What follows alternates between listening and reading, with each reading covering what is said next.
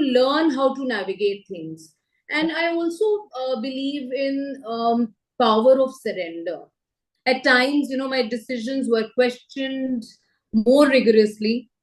Women who believed in the mission of Abhinandan came forward, supported me, and I also made a priority to mentor and uplift other women, children, those who have benefited from the organization. Now they are coming back to serve back, at this platform and help other children. I think the skills and knowledge one possesses and life experiences they have gained are big assets. How they can spread what they actually possess, whether it's leadership, problem solving, or industry expertise. Challenges like limited access to funding, societal biases, and lack of mentorship still persist. Correct. There is still a perception gap when it comes to women leadership, especially in impact-driven spaces.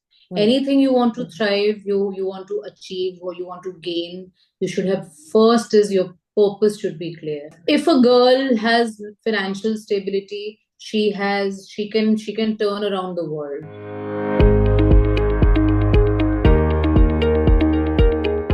Hi, Manisha, and welcome to the About Her Show, a show where we get trailblazing women to share the story of their lives with us, to tell us about their successes, failures, challenges, ups and downs, so that not only do they get a platform to showcase themselves, but they also help us inspire other women. Women who have dreams, ambitions, but for some reason have not been able to pursue them. This way, we feel they can get a lot of inspiration from your journey. And along with women, we also get men on the show, men who champion such trailblazing women, because we believe that for a truly gender inclusive world, men and women need to be allies in this journey. I've been through your journey. I've seen the kind of work that you do. And I think this can be really a source of huge inspiration to many, many women out there. So let's dive into it. But before that, of course, a very, very warm welcome to you. Thank you, Sangeeta, for having me over. And it is an extreme pleasure to be here and share the glimpse of my journey. And we shall hope that it's going to impact quite a few. And let's see how much we can take it further, in what direction. I'm sure it will inspire, because you never know, just one little word, one sentence, one incident, what it may trigger. We don't know. But I'm sure it will be hugely inspiring. So, like I said, that your journey, in social impact and education has been extremely inspiring. So, what led you to start Abhinandan in the first place, and what was your vision behind it? So, Abhinandan was started in 2009, and my vision was to create a platform that could foster meaningful social impact through education and community-driven initiatives. I wanted to create such an atmosphere where there is an impact, especially for the bridge that gaps, access in education. Wanted to mentor the opportunities, and particularly those kind of opportunities I wanted to create where I could gap that bridge for the underprivileged people. Okay. So that was your vision. So tell me, you're deeply committed to the education for life approach. So what does this philosophy mean to you, and how do you integrate this into the work that you do? For me, education goes beyond textbooks and exams. Okay. It is about equipping individuals with skills, values, morals, and also mindset, which we could create through education, which would lead them to navigate to the real world challenges. Education for me should prepare these people who come and join us on the platform of Abhinandan, should nurture them and make them prepared for critical thinking. Emotionally, they should be intelligent, they should be resilient, and also have a social sense of responsibility. Yeah. In my work at Abhinandan, I integrate this philosophy in, particularly designing the programs that focus on holistic healing. We emphasize on life skills, ethical leadership, experimental learning, ensuring that education is not just about acquiring knowledge. And also, I don't want to bind people to the four walls of classrooms. Right. For me, I want to foster an atmosphere where entrepreneurship should lead, and my goal is to take education as a lifelong and transformative journey. Yes, which it actually is. Education never ever stops. And like they say, you never stop learning. And even I think for a student at that age, it is extremely essential to, acquire skills which are beyond the classroom. I mean, following the curriculum and, doing the syllabus, all that is fine. But there is so much to life than just that, piece of syllabus. You need to acquire life skills. So I think you're doing a fabulous job over there. So, Manisha, I am sure that starting, a social enterprise comes with its own set of challenges. So, when you started on this journey of starting Abhinandan, what were some of the biggest challenges that you faced in the early days, and how did you overcome them? Yes, any journey you set upon, has its own uh, challenges. It was exciting, but very challenging. Biggest obstacle, I think, which I faced in the initial days, was the credibility and gaining trust of your stakeholders, whether it was beneficiaries, partners, or people those who were supporting us with the funds. Mhm. People often hesitated, to show trust in a new initiative. Yeah. Uh, uh, and particularly an enterprise, unless they see very proven impact, Yeah. which would of course take time to, we also needed time to prove ourselves. Another challenge was securing sustainable funding. Um, Traditional businesses, unlike traditional businesses, social enterprises need a balance, financial viability, with their mission driven work. So, in the beginning, we had to be resourceful, relying on friends, family, small grants, Mhm. community support. It wasn't very easy, to meet my goals, my visions, my dreams. Mm. And it really took a lot of time to basically gain that kind of you had to. I was looking at scaling big, but Rome was not built in a day. So Mm. there were hurdles which I had to overcome, and the key to overcoming these challenges was persistence, my adaptability of in my work, and my hard work, of course, Yeah. and people around me, my determination. So it was beautiful and quite impactful. Yeah, yeah. But yes, you're right. I mean, these are things. Challenges will be there in anything that you start. But if you Absolutely. have that determination, that conviction to get to your goal, then actually nothing can stop you. So, Yeah. Manisha, in this mission that you started and that you embarked upon, did you face any gender related barriers? Because you see, women do face these issues when they come up with something. So, in this, thing, I mean, whatever you started, in the social enterprise, did you face any such challenges? As a woman, I certainly encountered these issues. In the early days, there were moments when I had to, work harder to establish my credibility, especially in spaces where leadership is traditionally male dominated. Yeah. And at times, my decisions were questioned more rigorously, Yes. um, or my commitment to the cause was underestimated. Sometimes I had, however, I chose to navigate these barriers by letting my work speak for itself. I focused on building strong related, result-oriented initiatives by forming my a strong network of allies with both men and women, Yeah. and that really helped. Women who believed in the mission of Abhinandan came forward, supported me, and I also made a priority to mentor and uplift other women.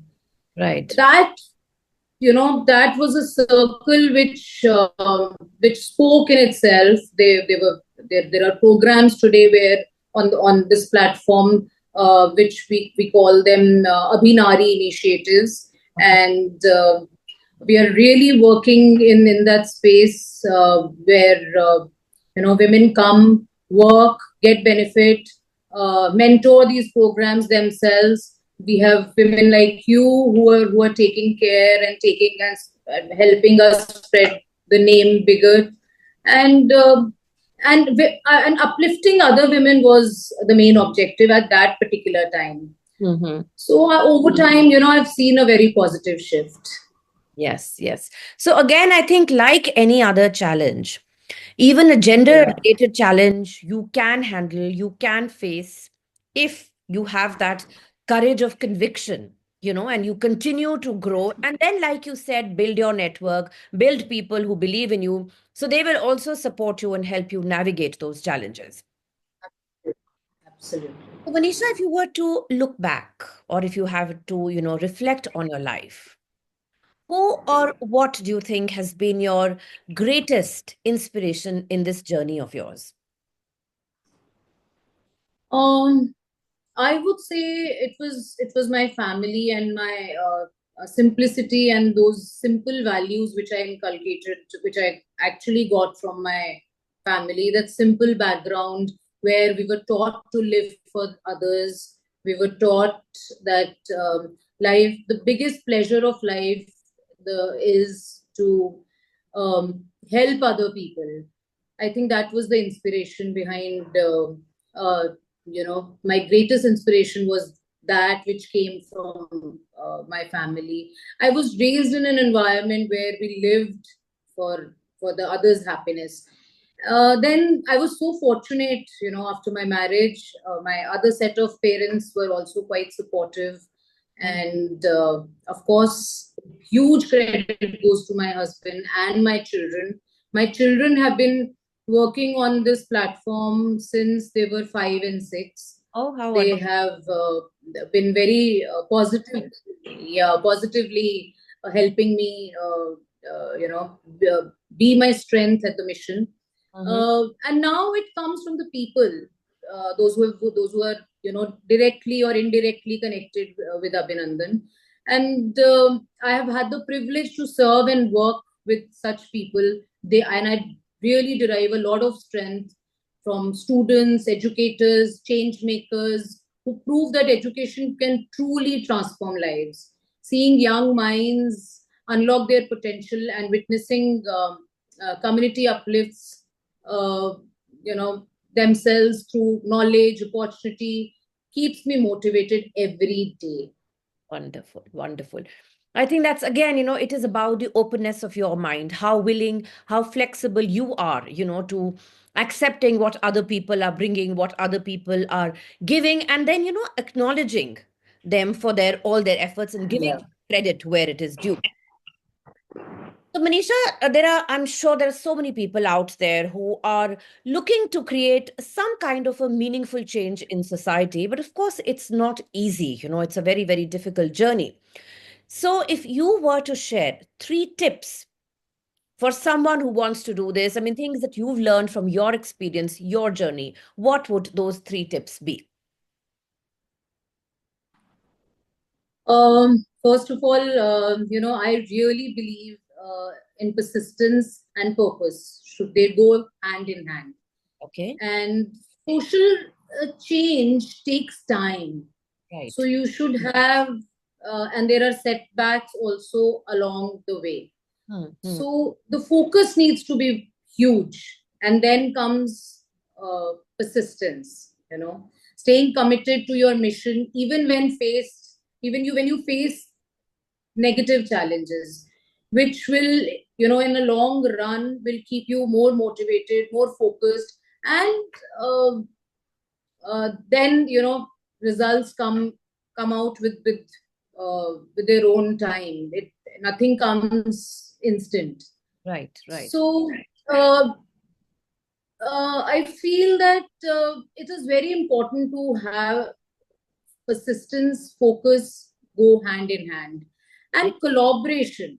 Collaboration is very important. If you have to scale high, make your mission big, then I think you should have partnering with the right people, communities, talking to them, organizations, and policymakers can amplify the impact of your work. And you should go inside the community, listen, learn, build small allies and those who share your vision. This is how you can really focus on what exactly you're looking at. Third, I think measurable impact matters. Good intentions are very important, and continuity. So you keep accessing your effectiveness of your work hard, adapt when needed. I think very simple things where each one of us know, but if you keep repeating, so it becomes fresh in your mind. Absolutely. And if it comes from someone who has succeeded in that journey, then definitely, it gets reinforced. I mean, these are things which we know, but, sometimes we just forget to apply them in our lives. So if we are looking to succeed, then if somebody reinforces them, then, it becomes even more, impactful in that sense. All right. So you're, of course, running a purpose-driven organization, which has its own set of, challenges and own set of, things to deal with, and which take away, I'm sure, a lot of your time. But you're a woman at the same time who also has, the home front to manage.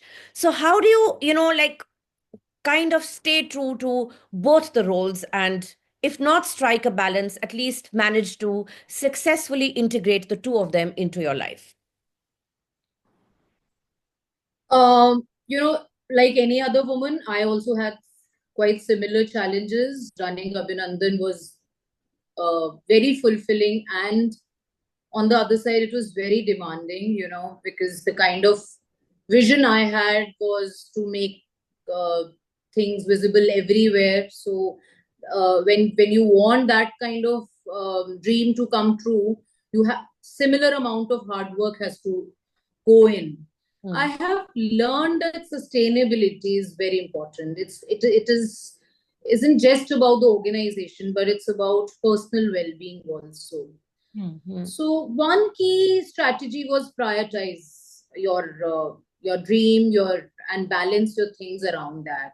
Okay. So I focused on what truly drives impact, and delegate or streamline tasks that didn't align with my things around me. So whatever the priority was, I did that, and took myself also as a priority. And things were not that difficult, but challenging it was, because I had to raise two children, take care of a house as a normal woman. Every woman puts into the say, I think they put in same amount of hard work. It is about how you create priorities and meet your challenges at the right time. It's easy to get caught up in daily operations challenges, but keeping a clear vision always helped me to be on my track. So in the power of building my strong team, which was very important, which helped me take my dream to this level today. Surrounding myself with passionate, capable people allowed me to distribute responsibility effectively. So trusting others not only prevents burnout, but also strengthens the organization.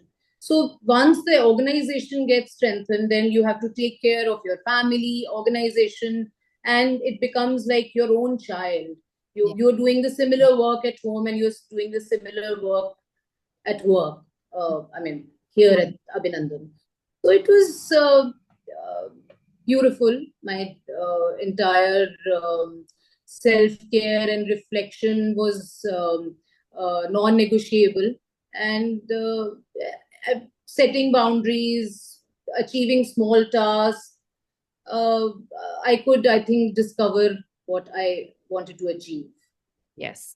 I think it's like, having that clarity is very important. And then, like you said, being able to prioritize, knowing what is important Exactly. when, doing that, and then trusting others. I mean, obviously, we cannot do everything. So, trusting, delegating has to be a part of the process if we want to succeed in, various aspects of our lives.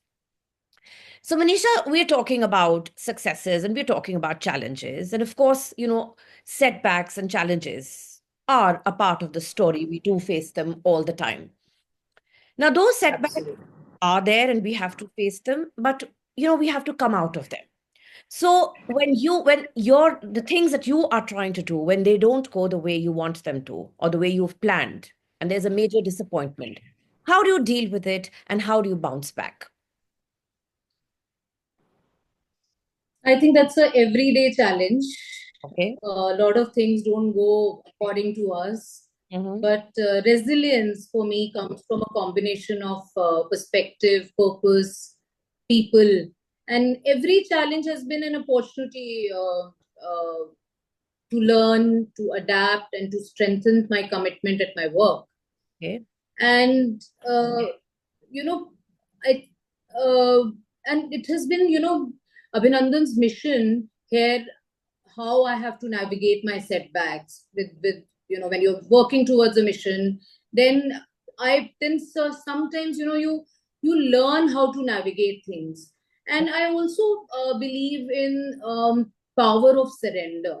So there is, once you surrender to Almighty, you understand that it's not uh, easy, but you have to accept the low highs and lows of everyday's life. True. Embracing failures as lessons, of course, and instead of seeing failures as an endpoint, then I learned how to treat it as a valuable feedback, learn from it, adapt, make bigger changes. So the power of surrender, made me understand. If you function on basic small terms, you learn more. You basically try and understand, and everyday challenges, they sometimes offer a lot of insights also. Yeah. It's not that they hold you down. Sometimes they push you up, Yeah. and they make you learn and make you improve as a better person. True. Whether it is about refining our approach, improving execution, or understanding the real needs of communities we serve. Hmm. So each setback has helped me shape better Abhinandan into what it is today, and then staying anchored with my purpose Right, right. really helped me.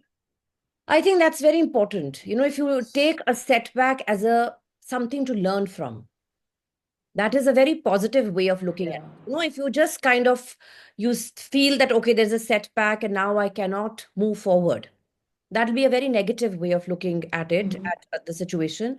Rather, if you go positive and see that, okay, there is something that I need to learn, then I think that will really, really take you a long way. All right.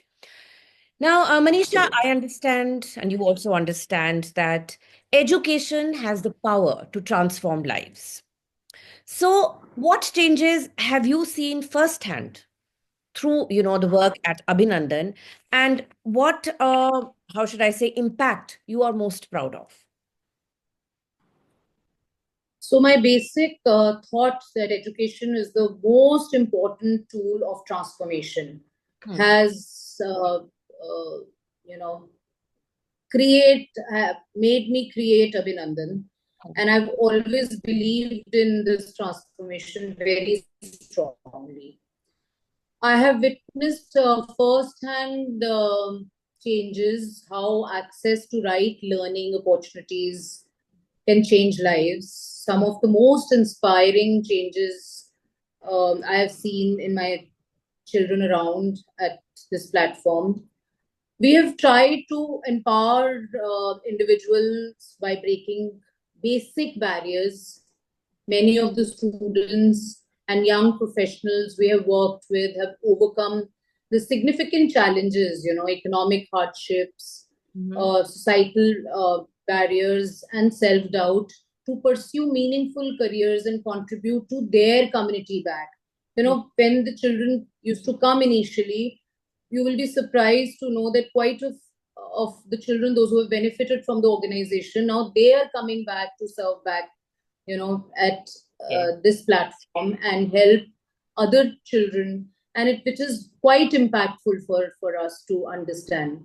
So seeing someone who once lacked confidence, has become a leader and change maker is incredibly fulfilling. Very, you can't even imagine the amount of happiness,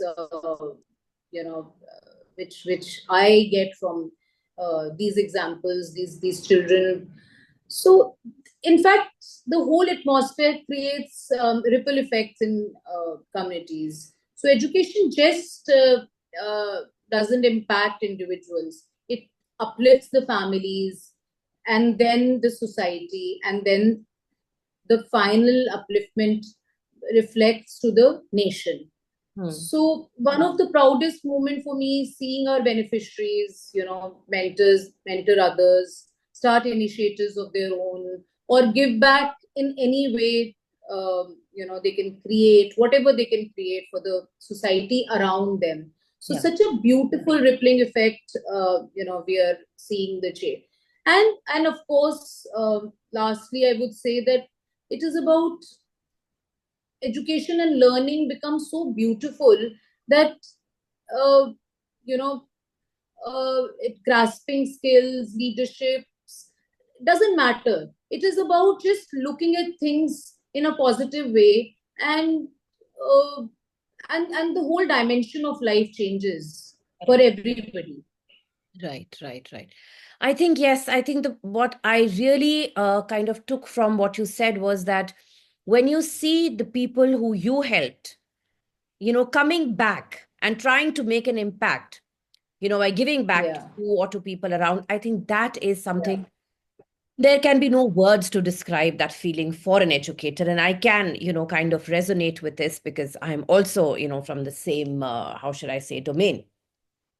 Yeah. Yeah. Nowadays, what I have seen, many people, they want to start doing things, new things in their midlives, say in their early 40s, late 40s. They want to switch and start doing things which are completely different from what they have been doing so far, and which I like to term as midlife rebooting. So what do you have to say about this? And if in this midlife rebooting they want to, pick up social impact, what would you tell them? I mean, how do you see this, and what advice would you like to give them? See, I feel that it's never too late to follow your passion, and especially anything what you want to do to change around you and in the society, it's never too late. And especially when it comes to creating a meaningful change, I have seen firsthand how people who take a leap in life, after they want to, switch to something which they have been thinking over a span of their entire work experience. And I think it is time for each one of us to give it back to the society. So I would say that your experience is your strength first.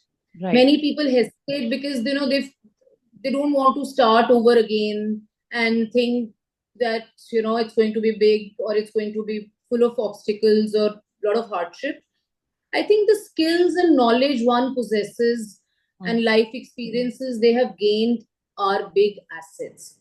First, they should really think about, how they can spread what they actually possess, whether it's leadership, problem solving, or industry expertise. I think the first, and they should start very small. And they should not look at impacting a bigger amount of people. The impact can be small, and it should just be like a start now button. Sometimes overthinking and overcommitment also brings you back to zero. So you don't have to quit everything overnight. Start by volunteering, just mentoring, or working on a small project, collecting people from the community, getting them home, or to any place where you can. It's just about passion, how passionate you are, how much clarity is there. You gain clarity and confidence before making bigger transitions. Right. So I think just build a small network and a support system. Surround yourself with like-minded people, and delegate things to your people. And small commitments, I think, are beautiful to achieve, and you get best of results. Right. So I think you're right. Just take that step. Don't hesitate. The impact or what you want to create will come with time. So have the patience, but then believe in yourself and just take that first step. So very well said. Okay. So Manisha, we see a lot of women, who are trying to make a difference, in the space of social impact. And like we know that you've had a lot of experience in this space. So, do you think that women's leadership in this space, in the space of social impact, is adequately recognized? And do you think, or what do you think can be done more to support women in this space? I think women have always played very crucial roles in driving the social change. Yet their leadership is still not adequately recognized or supported. While we see more women stepping into leadership roles, challenges like limited access to funding, societal biases, and lack of mentorship still persist. Okay. So here's sometimes I feel that there's need to have better support for women, increase access to a lot of resources around them. A lot of help can be like women-led social enterprises often struggle with the financial lacking. Investors and grant makers need to actively support women founders, not just like funding, but also with strategic mentorship and capacity building resources. There are challenges will always be there, but there has to be um, a challenge bias and leadership perception has to change. Correct. There is still a perception gap when it comes to women leadership, especially in impact driven spaces. We need to amplify women voices, celebrate their success, and create more platforms where their contributions are visible and valued. Also, at Abhinandan's platform, where we will be very soon launching a program called where we will be talking about women voices, and we will have a strong network and platform where women can come openly talk about it, and we're trying to document it in such a way that it can be used at different platforms. Okay. But coming back to your question, where I really feel we should have more stronger networks where women entrepreneurship should thrive, when they should have access to mentorship and peer communities, more initiatives that connect women experienced leaders, business advisors, collaborators can help. They should come forward, and they can help bridge the gap and accelerate their impact in the society or any kind of work they do. Encourage more structural changes, more policy driven structural changes. Governments and institutions should step in, create policies that make it easier for women led enterprises to scale up, whether it's anyway, whether it's in small incentives, trainings, programs, any kind of support, so that the whole model should be so flexible and acknowledged with multiple roles that women often juggle with. Right, right. And otherwise, I feel women are already leading incredible social impact, but for the true change they need more than just recognition. They need real opportunities, resources, and a platform where they can enable and thrive better. Right, right. That is right. The intent is there, but they do need the support and encouragement. So I think everybody should play that role in providing that support and encouragement to them.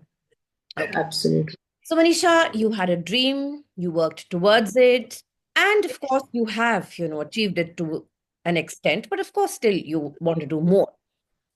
But you are in a space where you can offer some kind of advice to the young girls of today.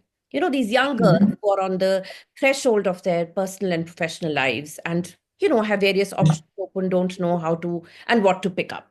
So what kind of advice would you give to these young girls of today?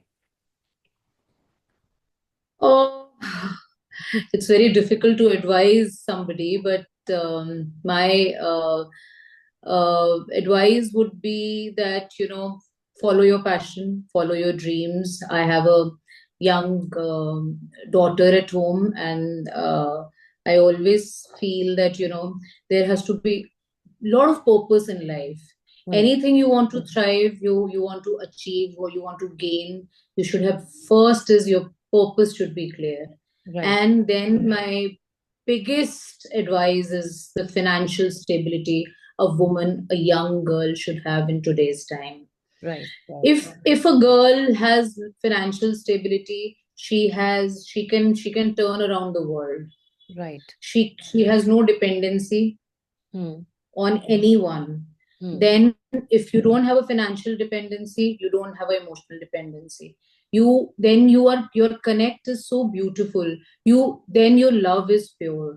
Your relationships are not looking at only a support. Right. Your love has to be the pure love, unconditional love has to be the support. And then the journey becomes very easy and very meaningful. So the biggest advice in today's world is don't look for a partner who can financially support you. Wonderful. So be independent financially, and life is going to be beautiful. So I was seeing somebody say that, when you have to buy something for the house, a woman should equally support the husband. That, today we have to pick something up for this usage, and you should put in this money, and I should also put in this amount of money. That is the kind of atmosphere we need to create in the times to come. Lovely. I think that is a very, very pertinent and a very, very useful piece of advice that you've given. Financial independence and financial stability, where as a result of which your relationship will not be need-based. It will be equal in every sense of the word, because you're starting from an equal platform. Very, very good. All right.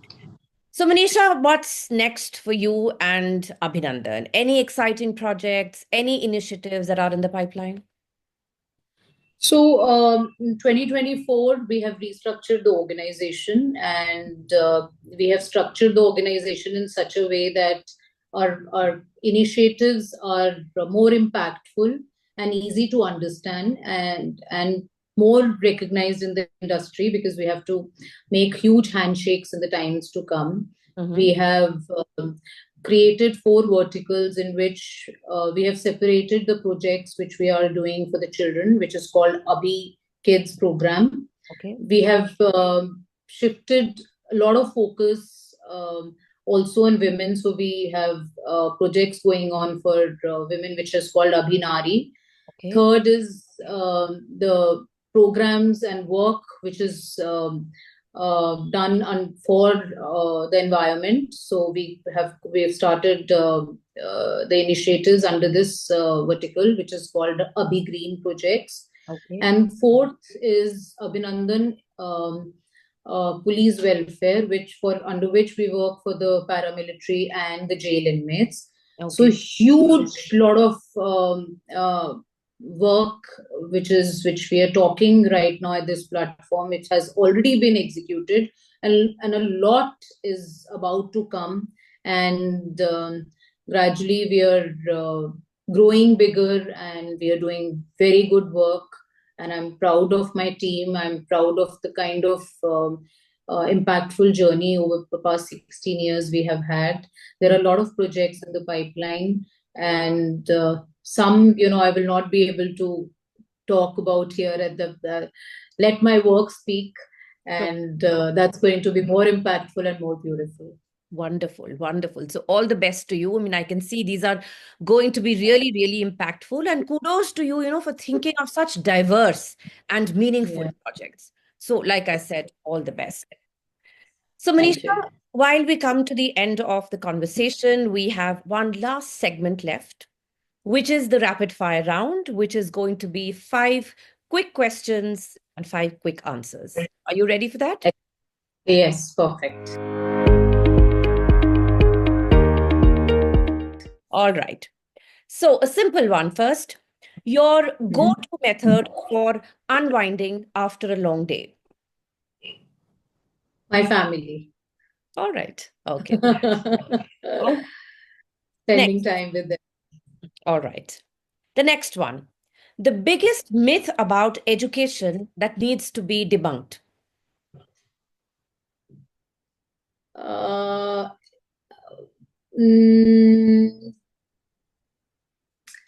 What can it be? I think passion. Okay. To follow your dreams. Passion to follow your dreams. It is so easy that it has been created like education is not for everyone, but education is for all. Right, right. Anything you want to follow, you just need to have a passion. Correct. Okay. Next one. One piece of advice you wish you had received earlier? Love yourself. My mother never taught me that. Well, I think we've all learned it a little late in life. Fine, we've learned it nonetheless. All right. Yeah. Next. What's that one thing people would be surprised to learn about you? People think I'm very serious, but I'm quite witty. All right. Okay. So now they will know that. Yeah? Yes. And the last one. Yeah. And the last one. What's that one word your friends use to describe you?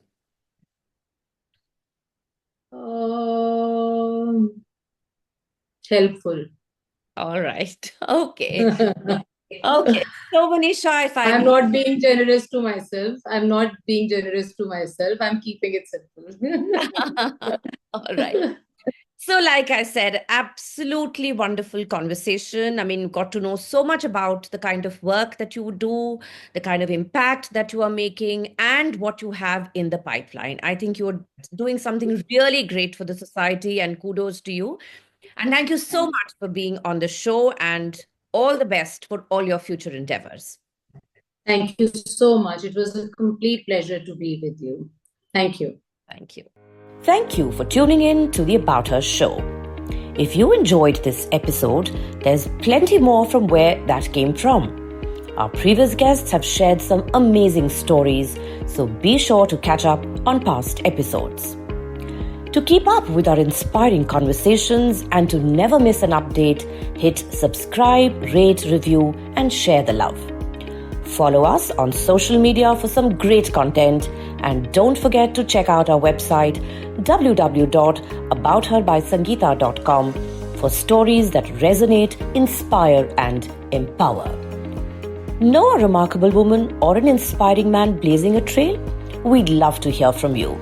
Drop us a note at web.abouther@gmail.com and let's bring their story to life on the AboutHer Show.